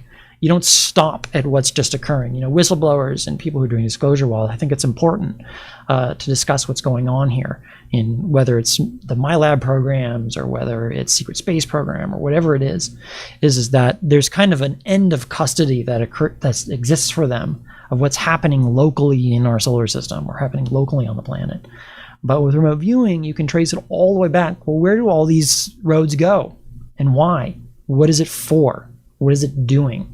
Why is this constant cycle of souls being fractured again and again and again here to feed this larger system? Why is that occurring? And in this project, Moksha, and there's other ones that kind of expound other projects, which I'll go into probably the next 1 to 2 months, that bring more clarity to this of why this is occurring. And but the central aspect seems that the energy is being used to create an artificial, timeless environment for some type of life form that used to be organic, and allows them to exist in a space that we really can't even comprehend.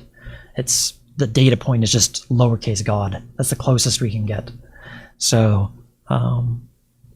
but I believe, kind of bringing this full circle, that the work with Red Dog, what Red Dog represents, is a key. It's a key for individuals, and I think it was left here intentionally to those that say were maybe called to it or are able to use it, to unhinge that control mechanism, that unseen hand for what exists here. Not the only thing, but maybe it plays a part. And when you remote view the most significant global effect of once this is discovered and then shared with the world, it shows massive paradigm change occurring. And so it's my hope, my hope to one day go there and to kind of make this place public, because it's the kind of thing where, anyone could know about this. But if they had a kind of an ill intention and they want to, let me go use this device, this artifact, so that I can use it to dominate others or for ill will, it doesn't seem like it would work very well for them. Is that the type of safeguards have been put in place that would prevent anyone from even getting close to being able to use this. It's just not how the thing works. is that for the whole thing to even actually function, it requires a type of intention, it requires a type of mindset and a service to others, love, service to others type of thing, or it won't even turn on. And so you could view it kind of as, I suppose, an ace in the hole that was left a long time ago by an ancient human civilization, depending on what happened here. And so that's Project Red Dog, though. It's Project Red Dog. That's a little bit of a preview of the work on Moksha and why I think Red Dog is important. But I think that anyone who's doing type of disclosure work of what's going on in present time, anyone who's doing remote viewing work to look at stuff and sharing that publicly, I think is important. I think that the people who, this is not something that, a lot of this type of work is outside of a lot of people's reality box. They're not ready to hear this type of stuff. It's a big grand story. It's hard for me to even believe it sometimes. If I hadn't done the work blind and then seen the repeating corroboration of different viewers again and again and again come back describing the same thing, I probably wouldn't believe it myself if someone just told me, unless I actually remote viewed it. But the purpose and the significance of this doesn't really require anyone's belief for this to occur, for this to exist, and for this kind of ace in the hole to exist. And so I think it's the kind of thing that the people that need to find this information or need to hear about it will, and that when it makes sense and it's opportune to actually find a group to go to this location and to see if it makes sense within our lifetimes to interact with it, then it'll happen. But until then, I'll just end up, what I would like to do is just continue to share various projects that paint a wider picture and kind of show the board, if you will, what's been going on in present time, that maybe will motivate individuals to find other things like this too, and to seek this out, to make a difference, to make a change. Because there's this concept right now in society that one individual is pretty worthless as far as changing the world, but it's like there's so much malevolence and suffering in so many parts of the world that if you do nothing, then there will be more inevitably. And so why wouldn't you try and do something, even if it's something small? There's, I wrote it down. There's one thing to kind of, Edmund Burke was an Irish philosopher, and he's quoted, Kennedy quoted him when he said that the only thing necessary for the triumph of evil is for good men to do nothing. It's a pretty well-known quote. There's one that's lesser well-known that I really like, and it's also by Edmund Burke, and he says, and he's quoted for saying, "Nobody made a greater mistake than he who did nothing because he could do only little." And I think it's because of the perception, we've had this ingraining of we can't do anything, that it's too large, it's bigger than us and will never change, that no one makes the attempt to do something about it. And I think disclosure is a part of people trying to do something about it. I think people sharing remote viewing data is people trying to do something about it. And that, if you have the own way in your own life to do something like that, to contribute, please do. And so that's kind of where I'm left with the projects, and kind of also why I'm moving forward in the way that I'm moving forward. So with that, that concludes the presentation. And if anyone, thank you for joining me for the webinar. And if anyone has questions, I'll go through the Q&A right now and see if I can answer them as clearly as I can. So let me shift this back here. Okay, so I can go full screen. So I'll start from the top and then also look at the chat. Let me see the Q&A. All right, we got a couple here. Yeah, thanks, Charles. Thanks, Charles, for showing up. So I'll start with the Q&A questions first, and then I'll check the webinar chat afterwards to see if there's any I missed in there. Yeah, 2 hours. Yeah, that makes sense. Okay. See if there are any questions. So if you have any questions right now about the project or just about remote viewing in general, I am happy to answer them. Let's see, Mishra asked, what kind of biological changes can it bring? Did it bring any change to the RVers involved? I assume you're referring to the artifact itself. Remote viewing the artifact, to my knowledge, brings no change that I'm aware of, other than perhaps the knowledge of it may change your opinion or your point of view, but there's no biological change by simply remote viewing the artifact itself. But obviously, if you sit in this chair, what occurs is it gives you the option to change you genetically. That actually turns into something else. That is what turns you into, essentially, for all intents and purposes, a different life form. And it's a type of life form that has an aptitude for things that are much higher level than what human consciousness is, or the human body is even capable of doing. Let's see. Charles asked, could you please elaborate about why you characterize the end of the chain of custody as evil, despite it requiring love vibration to activate? No, that's good. I wasn't. So the end of the chain, I was referring to moksha. So following why death and rebirth again and again back, why that occurs, leads back to a type of civilization that is far, far more advanced than what we are, and that the condition that humanity is in right now, of dying and being reborn without any memory, the soul again and again and again and again and again, repeating new lives in, it seems like forever, as far as what the work. It showed like a bunch of bees. The analogy that was used in the work was like a beehive, and that there's someone, if you will, who's put the box around the bees to collect their honey. And in a way, it's to collect the energy of the souls by moving again and again through this process. The specifics, so that had actually nothing directly tied to the artifact. The artifact is something different. It was a different civilization. So the civilization that created the artifact is different from the one that I'm referring to, that when you trace back where moksha came from and why this system of control exists here today, those are two different civilizations. The one that created the artifact seemed to be a fairly benevolent civilization. In fact, they had that foresight to see that something like this would be needed potentially in the future. And so they built this place to stand time, to exist here when it was needed, as a life raft for humans of the future from their perspective. And so it's an ancient civilization that put it here, the artifact, to basically be a type of an ace in a hole, to combat what they believed does exist now, if you trace it back all the way up, which is an outward expansion of, whether it's, I'm not going to speculate at this point or go into those other details on what that civilization is. But when you follow the chain back all the way of why the reincarnation exists here, there's concepts of prison planet are really not far off when it comes to soul.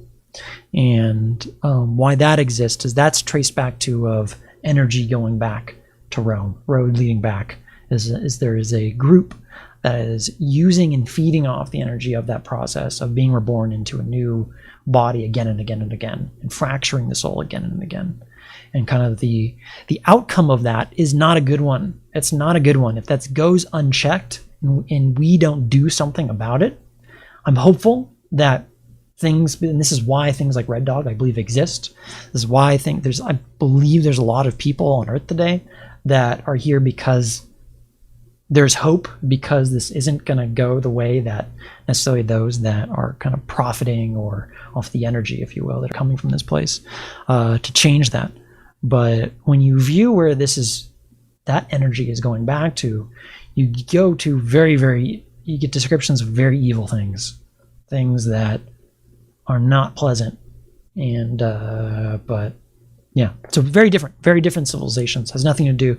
It's connected to Red Dog in the sense that previous civilization left that structure, that artifact here, to combat something like this, because it would give humans the ability to quick start their engine, if you will, to jump over who knows how long's worth of millions of years of evolution or consciousness very, very quickly into something that would be able to then combat something, or to rectify or protect against something that is so far outside of our capability at this point that we can't even comprehend it. So hopefully that makes sense. Thanks, Michael. I appreciate it.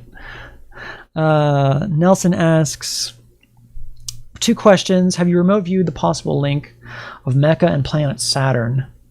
Can you use the word why in a queue? You can. So to answer your second question first, as far as why, you can view the purpose, and the purpose typically gets to the why. When you look at the purpose of why something exists, so it's the purpose of the activity, the purpose of the target, or the purpose of the site, it usually answers the why question. So you can get at that very, very quickly after a basic remote viewing session with that follow-on work. But as far as Saturn is involved and Mecha,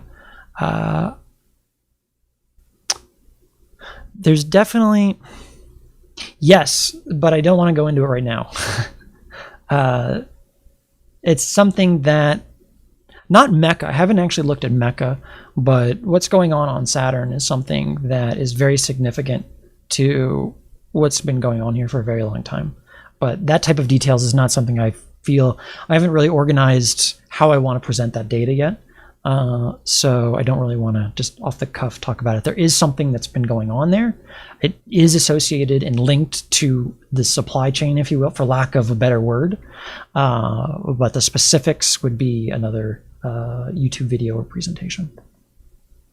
Mecha, I haven't really looked at Mecha. John asks, have you tried to do an optimum trajectory to access the device, or is this beyond any access at this point? It's a good question. Somewhat. I've looked at for myself, and I know some of the other viewers have looked at for themselves as well.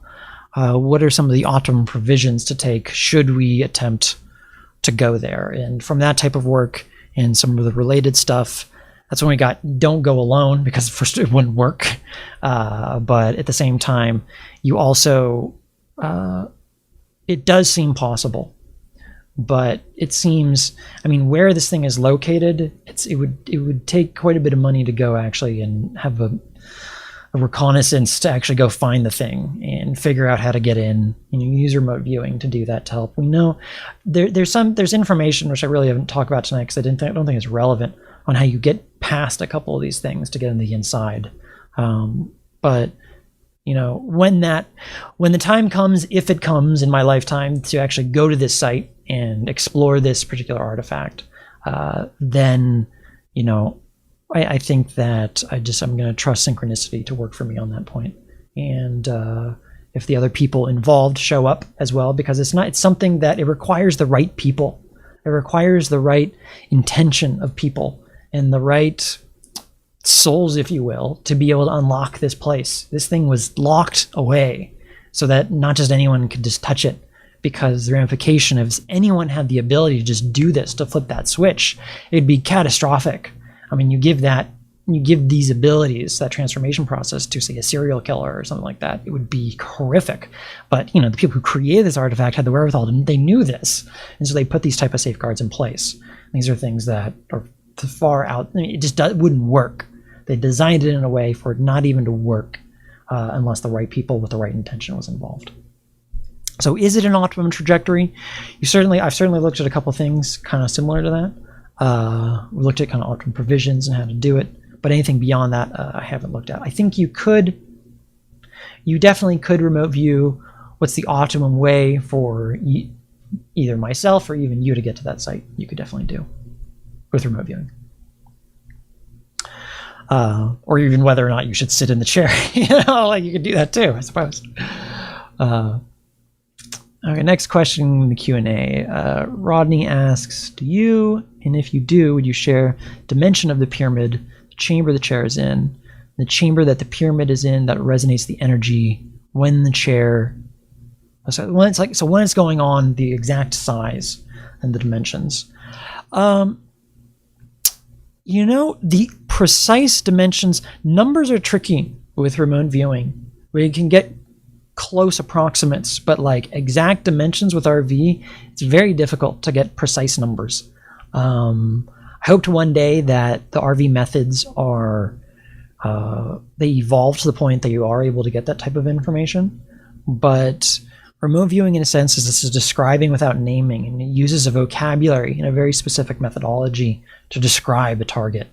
and getting 25 feet and 6 inches and whatever is not the type of data that usually comes out. Maybe that's possible. I haven't really explored that, but at this current time, I don't know the precise sizes or measurements, other than a very generic approximates. Fairly large. It seems pretty big. It doesn't help, but it seems pretty big. The chair, I mean, it's carved into the stone of the place, and then there's a fairly large crystal that's right over the top of it. The size of the crystal, it seemed from the drawings maybe the size of a car or an SUV. It seemed how big it was. Size of the cavern, I'm not sure. Jennifer, did you say, is this artifact on Earth? Yes, this is in North America, in a rather desolate and uninhabited part of North America. Underground. Another question is, not a question, be great to remote view the next human that's going to use the artifact or its most recent use and pinpoint it. Great project. Thanks for sharing. Yeah, thanks, Nelson. It would be. Definitely could be done. I mean, obviously, when you're looking in the future, it's more, I would probably say, more probabilistic than certain. But you definitely could. I mean, I've looked at what Project 1614 ultimately was looking at, if I were to use it next, what would happen? What would be the most significant physical alteration if I were to use it in that context of if I were to go there, if I were to sit down in it, and if I were to accept. So you definitely can do that. And it's from that type of work that we gained an understanding of what was possible with the artifact. I'm going to check out, so that's all the Q&A questions I have. I'll go through a little bit of the chat to see if I missed anything.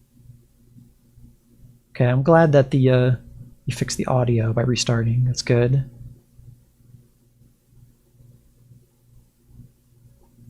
You did a project for Ed, Dames MIA, that he later told others to stay away from. Sure, absolutely. Yeah, there's, part of, I'm going to be talking about a little bit more about this in the future. Actually, at the end of this month, I'm going to be talking about this. But I have a couple of projects underway. I have another, actually, at the end of this webinar, it'll be in the email afterwards too, just to follow up. But I actually have a second free webinar at the end of this month, which is going to be associated with getting more information out to the public on how to begin remote viewing yourself and doing it in a way that's responsible. Because one of the things that I feel really compelled to be a part of and to create is a community of viewers that remote view responsibly and do it in a way that's not at each other's throats because they're not using the correct method, or my method's better than your method, but also does it in a way that fosters kind of the self-improvement, self-exploration of new techniques and new methods, but also with the instruction, with the collaboration of other individuals. It's teaching it in a way that does it responsibly. And it's not that, listen, I think that looking into the void is fine. Just, you need to do it and understand that it's going to look back. And you need to be prepared for that. And if you're not, then it's going to affect you negatively. And so, don't give those type of projects to people and warn people away from those types of projects that aren't ready for them. That seems like common sense to me. That seems to be the kind of thing that people should be talking about. It's responsibility. And it's a type of responsibility that I think has just been missing. And that could be because, this was a military tool originally. And so, there are no ethics and it's just do it in the military, right? And so maybe it never, if this had originated in civilian hands, maybe it would have been a little bit different. I don't know. But I think it's something that's important. So things like spiritual protection, things I think like using meditation to protect your psyche from different types of non-physical and non-local attacks, like being able to remote view what the ramification of looking at something is first. Like, why not do that? Like, okay, if I look at this specific thing, is that going to negatively affect me? Well, sure, you can look at that. You can very easily determine that without even going close to whatever that topic is. Should I look at this or not? A very simple type of associative remote viewing project on that. That doesn't even touch the topic. So or the target. So this is something that I'm going to be doing some free webinars to get people kind of hopefully jazzed and hyped about remote viewing, but then also setting up a community as well of individuals if they want to learn and become part of that community. It'll be kind of a multidisciplinary approach. It's not just remote viewing. I've taught remote viewing since 2013. I've written a book about it because the type of method that I use, there was no written information about that method. The only way to learn the method that I learned, which is a variation of controlled remote viewing, was to spend thousands of dollars and to learn one-on-one essentially from the pros. And I was fortunate enough at the time that I could afford to do that. And that's most people don't have that luxury. And so does it surprise anyone that there's not, when a lot of these type of techniques, there's free stuff out there for remote viewing, but a lot of the real advanced stuff, it's locked behind doors that are real steep. And writing the book was a way of kind of trying to remove some of those mountains. And kind of this next project, which I'll be talking about at the end of the month in that webinar, hopefully will also be part of that as well. Let's see, I'll check more here in the chat.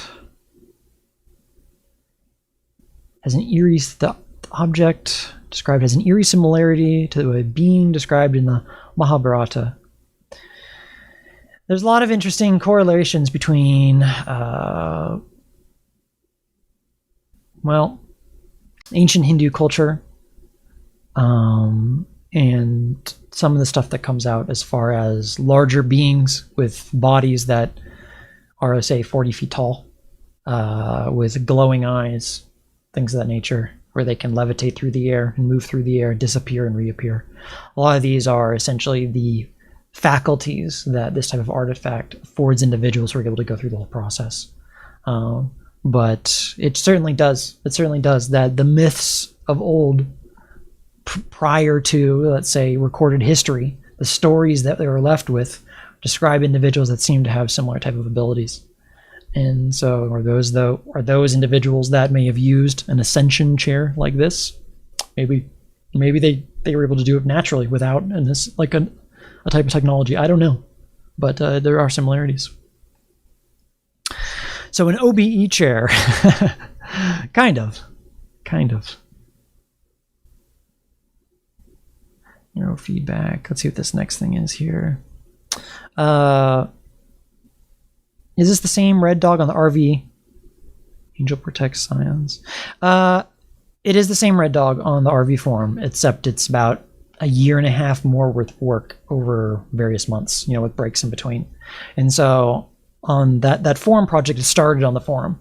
And what we thought at the time is maybe it was just our analysis at the end of that was maybe this artifact is like a UFO or something. You could sit in it. It showed the chair, this like a seat, a compartment you could sit in. It wasn't too big, and had all these energetics that were going on that were wild, and then this ability to move. It seemed to be that you were moving your conscious mind to somewhere else. But it's not precisely what it was. We did a lot more work to really nail down exactly what this was. And that is, it's certainly not a UFO or like a craft of some kind that you could fly around. Not quite. Let's see. Any other questions here?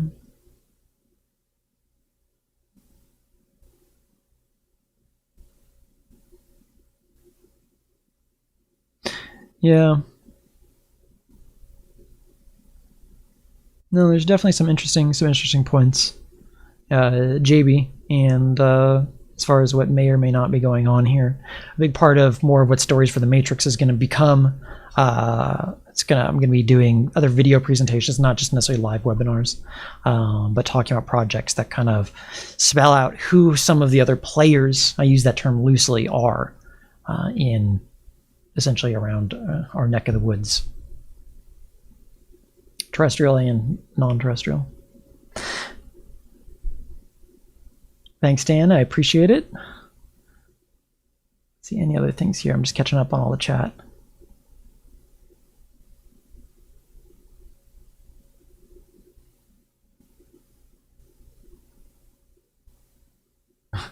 Eagles win Super Bowl.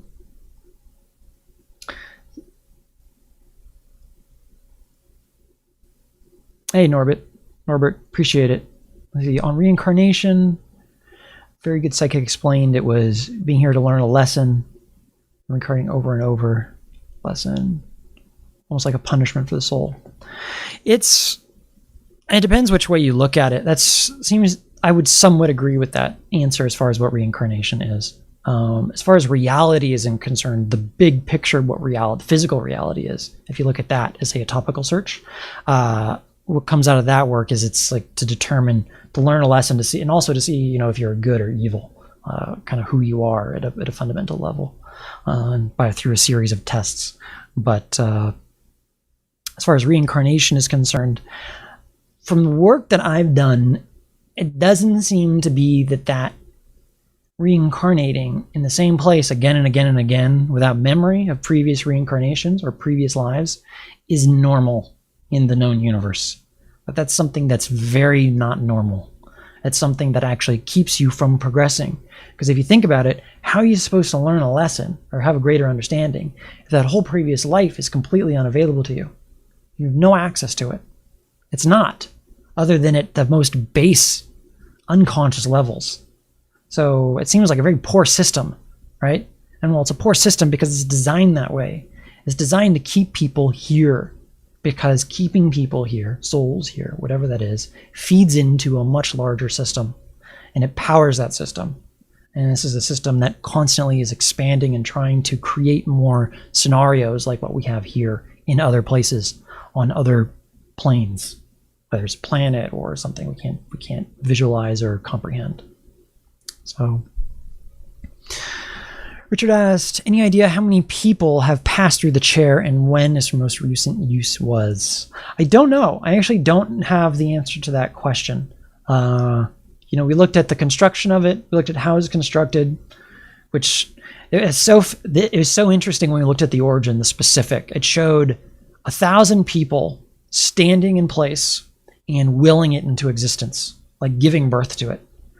How that is possible, I don't know. That's the closest match we have with our vocabulary, and but its last use, I have to fall back on the time answer.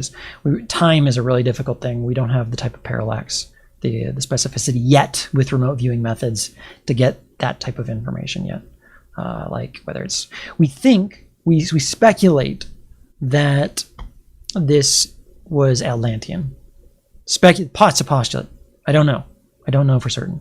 But that's our best guess. Maybe something way, way older than that. But yeah. Let's see. Any other questions in here?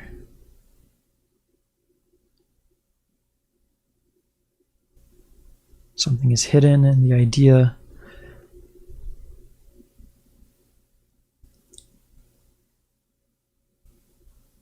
I'm unsure what you mean, Ronnie.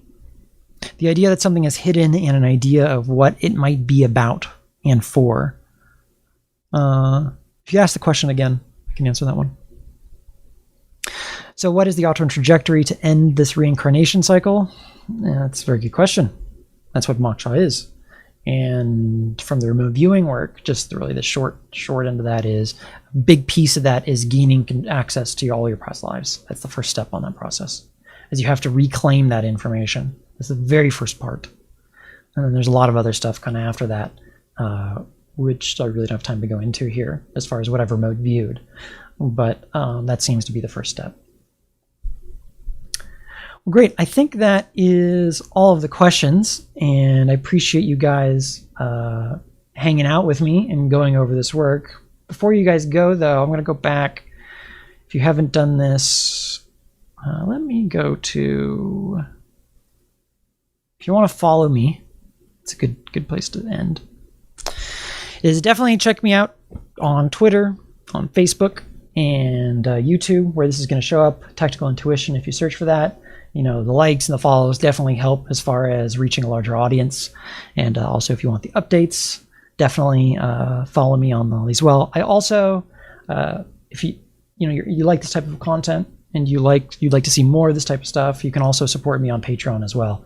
It's a way. I have a couple supporters there, and one of the things that I plan on doing in the future, probably beginning at the end of, maybe the beginning of next month, is when this will start, is that for those who support on Patreon this work, is that all the podcasts that I'll be releasing is that you got early access to those, as well as I'll be hosting a private question and answer for anything under the sun, for anyone who is interested. Kind of like what I'm doing here, but in a little bit larger setting. Before going through a 2-hour webinar every month, so about like a 30-minute Q&A for patrons as well. So if you like that and you're interested in supporting Stories from the Matrix and the podcast, check me out on Patreon. But other than that, I think that's all I have for this evening. I'll just check the chat one more time to make sure I don't miss anything. Thank you all so much for showing up this evening, and this will be on the YouTube channel in probably a day or two. Yeah, definitely. If you missed part of the presentation, it'll show up again.